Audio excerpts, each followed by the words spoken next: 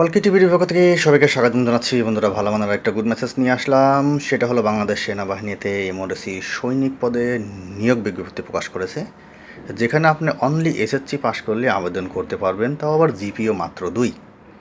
তো বন্ধুরা, এই সার্কুলারের লিঙ্ক আমার একদম প্রথম কমেন্টে আমি দিয়ে দিয়েছি। ওখান থেকে লিঙ্কে ক্লিক করা মাত্র আপনারা সরাসরি সার্কুলারটি পেয়ে যাবেন। ওখান থেকে নামিয়ে পড়বেন, দেখবেন, তারপরে কোনটাতে আবেদন করবেন সেটা বিষয়টা আপনার।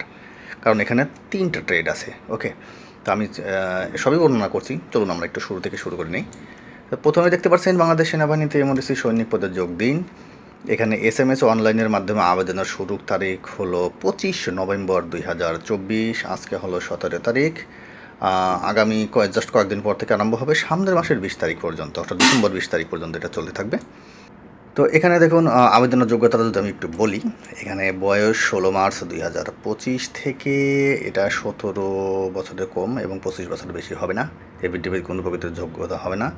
এখানে সাধারণ ট্রেড জিডি, এখানে এসএসসি পাশ করলে কিংবা সমমান পরীক্ষায়, অর্থাৎ আপনি যদি ভোকেশনাল থেকে পাশ করেন, মাদ্রাসা থেকে, কোনো সমস্যা নেই, আপনি এসএসসি পাশ হলেই হবে। জিপিএ 2 পেলে আপনি আবেদন করতে পারবেন। তারপর করণিক ট্রেড আছে, এটাও এসএসসি পাশ করলে একটা জিপিএ 3 লাগবে। আর আর্মোবার ট্রেড, এটা কি ভাই আমি সঠিক জানি না, এই লাইনে আমি অতটা দক্ষ না। এখানে এসএসসি পাস, জিপিএ 3 হলে আপনি কেন আবেদন করতে পারবেন। এটা হলো বিজ্ঞান বিভাগ থেকে। তো এইটা গেল বিষয়টা। এখন উচ্চতার ব্যাপার থাকে, তারপরে আপনার ওজন, বুকের মাপ, চোখের মানে দৃষ্টির 6-6, স্বাস্থ্য পরীক্ষা, সাঁতার জানা অবশ্যই, বৈবাহিক অবস্থা আপনাকে 100% অবিবাহিত হতে হবে। গোপনে বিয়ে থা করছেন কিংবা তালাক নিয়ে চলে আসছেন ঠান্ডা মাথায়, না, এসব হবে না। তারপরে এখানে ভর্তির মানে সময়, নিম্ন বর্ণিত ছবি এবং কাগজপত্র যেগুলো নিয়ে আসবেন সেগুলো এখানে বর্ণনা করা আছে।